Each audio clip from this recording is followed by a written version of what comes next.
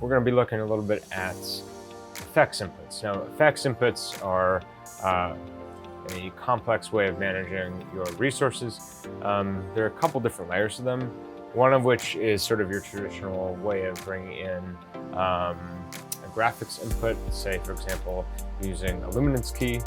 I already have this one established. I'm just going to delete it just to start from scratch.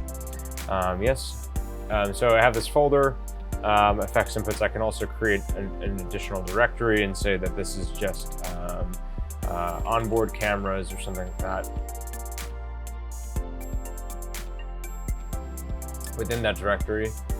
And then I can also just create a new effects input. I can select a physical input as my root, and then do a series of manipulations. Say, for example, color correction or having a specific title. Anytime I take that source, I always have the lower third or some other overlay. This is sort of where I would create that for only one specific source. It's not supposed to be treated like a multi-view, something that you would do in a scene. But in this instance, I'm going to take a graphics source, which has both key and fill. So fill is going to be on input 24, so I'm just going to select that first. And I can rename this again, F2. So this will just call GFX in like so, and then I'll go over to luminance key, turn it on, and then select the source key, which I mentioned earlier is going to be 23.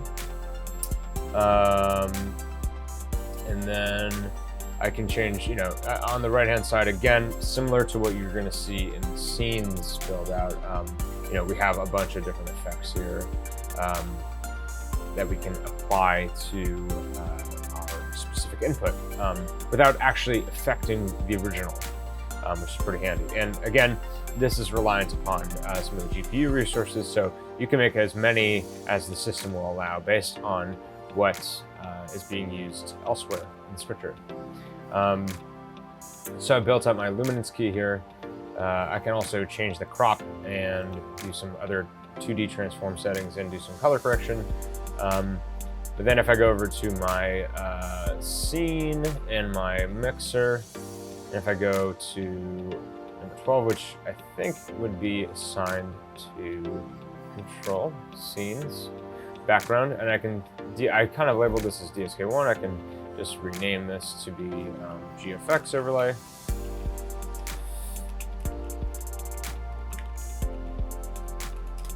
And then I can change the source here to be my effects input, GFX in. Cool.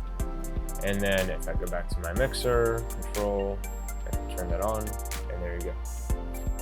And that is a graphics input for my overlay. But as you can see, if I break it down a little bit, the effects, so this is something I can't necessarily do with an actual single input. If I needed to do this, if I were to just take just the source, so my fill, number 24, it would be black, right? So I actually do need that key fill that you get with an effects input. So compositing it that way allows us to use graphics from an external system along with any other sort of keying or video effects we need to apply in order to execute some of the standards we expect in broadcast when it comes to lower thirds and external graphics from our surrounding systems. Well, there you have it. That is another tutorial for our Kairos 101 series in live video production. Thank you guys so much for watching, and I hope to catch you on the next one.